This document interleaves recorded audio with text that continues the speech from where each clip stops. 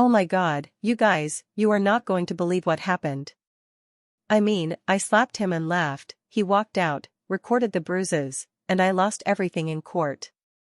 Like, seriously? Everything. And for what? For nothing. It's ridiculous. My name is Chelsea, and I'm 31, and honestly, I'm still processing this whole nightmare. But it's not my fault, obviously. It's never my fault. So, okay, let's go back to the beginning, because you need the full picture to understand what a complete monster he turned out to be. I met Logan like 5 years ago. He was fine. Cute enough, I guess. He had a good job, worked in an office, you know, the usual. He wasn't, like, exciting, but he was stable. And he was really into me. Like, really into me. That's what I needed, you know? Someone who would put me first, always. And he did. For a while. From the start, he was a total provider. Always wanted to pay for everything. Dinners, trips, my stupid expensive coffee habit.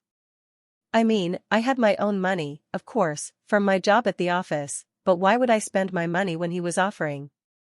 That's just smart. And he never complained. He even said he liked taking care of me.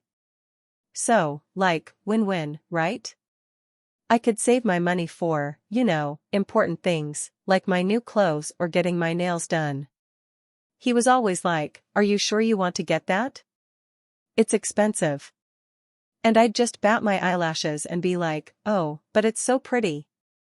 And he'd cave. Every single time. It was actually kind of sweet, in a dumb way. Things were good for a long time. We lived together, in a pretty nice apartment that he mostly paid for. My contribution was, like, decorating, obviously, and sometimes I'd buy groceries. Sometimes. He always said he loved how I made the place feel like home. And I did. I made it cute. I mean, who else was going to pick out all the throw pillows? Not him, that's for sure. He had zero taste. But, you know, little things started popping up. He'd try to act all Mr. Growth mindset. Like he'd started therapy or something. He'd come home and be all, "Chelsea, I feel like we need to communicate better." Or, "I need to set boundaries." And I'd just roll my eyes, like, what are you even talking about? We communicate fine. I tell him what I want, he does it. Simple. Boundaries? Who needs boundaries with their boyfriend? It was so weird. He'd say I was always moving the goalposts or that I invalidated his feelings. Me? Invalidating? I was just telling him the truth. If he was being dramatic about something, I told him. Is that so wrong? You're being dramatic, it's not that serious, I'd say. And he'd get this look, like a kicked puppy. Honestly, sometimes I thought he was just doing it for attention. He also had this annoying habit of bringing up the past. Like, if we were arguing about something, he'd be like, "Remember last year when you said you'd help me with my taxes and then you went on that trip with your friends instead?" And I'd be like, "No, I never said that. You're totally remembering it wrong." Or, "That's not how it happened, you're crazy." I mean, who cares about last year's taxes? We were talking about now. But he'd keep a mental tally, I swear. Always scorekeeping. And he'd never forget anything I did, but if I brought up something he messed up, he'd suddenly have selective memory. It was so convenient for him. And, of course, he had friends. These guys he'd known since college. They were okay, I guess, but they were always trying to get him to do stuff, like, go on camping trips or play poker nights. And I'd be like, "Oh, you sure you want to go camping? Remember that one time you got all bitten by bugs? And it's so much fun when we just stay in and watch movies." I wasn't stopping him, obviously, I was just expressing my concerns. Just a little bit of jealousy wrapped as concern, you know? And he'd usually stay home. But then he'd get all mopey. Like, whose fault is that? I'm just trying to make sure he's safe and having a good time. And my friends? Oh, he never questioned when I went out with my girls. That's different. We have girl talk, you know? What was he going to do? Listen to us talk about shoes? He started getting really checked out, actually. Like, emotionally distant. He'd come home from his job, and he'd just be quiet. And I'd be like, "What's wrong with you?" And he'd say, "Nothing." And I'd be like, "You're clearly upset. Why won't you tell me?" But then if he actually tried to tell me, I'd shut down. Like, tears. I'd just start crying. Not real tears, you know, just enough to make him uncomfortable. And he'd immediately backtrack. "Oh, no, baby, I didn't mean it like that. I'm sorry." Works every time. Emotional manipulation? No, that's just, like, being sensitive. And it's so much easier than actually having a conversation, which I hate. Between us, sometimes I'd go through his phone. Just to, like, check up on him. Not because I didn't trust him, but just to make sure he wasn't talking to any sketchy people or doing anything dumb. But if he even looked at my phone, I'd snap at him. "Are you invading my privacy? Get out of my phone. My phone is my business. His phone is our business." See? Totally different. Okay, so then came the night. The night everything went sideways. He had been so annoying for days.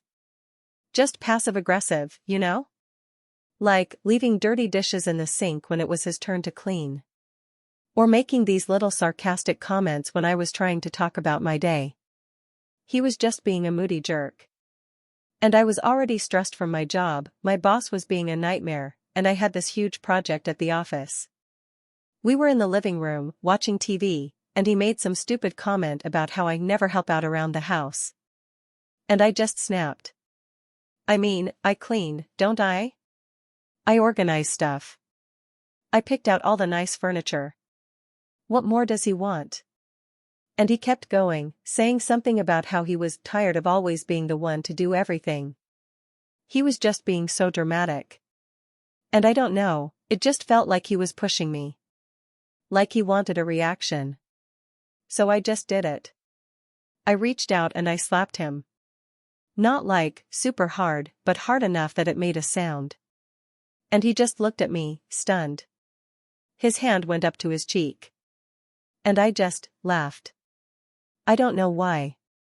It just came out. It was, like, a nervous laugh, but it probably sounded really mean. I was just like, "Huh. You deserved that, you big baby." And he didn't say anything. He just looked at me with this empty stare. And then he walked out. He didn't yell, he didn't scream, he didn't even pack a bag. He just walked out the front door. And I was like, okay, fine. Good riddance. He'll be back. He always came back. He always did. He just needed to cool off. But he didn't. He didn't come back. I waited. I called. I texted. Nothing. No response. Not a single text back. I thought, this is just another one of his stupid little games. He was trying to punish me. So I tried to act like I didn't care. I posted stuff on Facebook, like, feeling so free, and single life is the best life. Just to get under his skin, you know? But deep down, I was, like, panicking. Where was he? He always came back. Then, a few days later, I got served paperwork from a lawyer. I opened it, and it was a restraining order. And there were pictures. Pictures of his face. Of his cheek, with a red mark. A bruise. And a date and time stamp. He had recorded it. He had taken pictures. The monster. I couldn't believe it. He actually did this. Over a little slap. It was nothing. It barely even stung. This was insane. He was trying to ruin my life. I called my own lawyer, obviously. This was ridiculous. It was self-defense. He was provoking me. My lawyer was like, "Chelsea, this is not good." And I was like, "He's a liar. He's crazy. He set me up." But my lawyer just kept shaking her head. Then came the court dates. Oh my God, the court dates. It was a nightmare.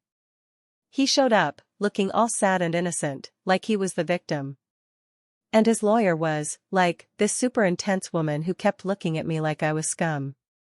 And they presented the pictures. And a video. Apparently, he had, like, a camera set up in the living room, for, like, security or something, and it recorded the whole thing. It was, like, a split second where everything clicked. He actually had proof. I wanted to scream. They even had testimony from my friends. My ex-friends, I guess. Ashley, and Sarah, and even Brenda from my work. They all testified. Ashley said I was controlling and toxic. Sarah said I always put him down. And Brenda, that snake, even said I had a history of volatile behavior at the office. Liars. All of them. They were just jealous of me. They were probably all conspiring with Logan.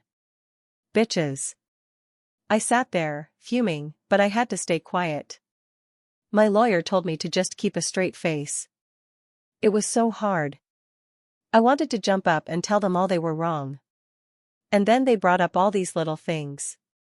All the times I made him pay for stuff, all the times I gaslight him, all the times I checked his phone.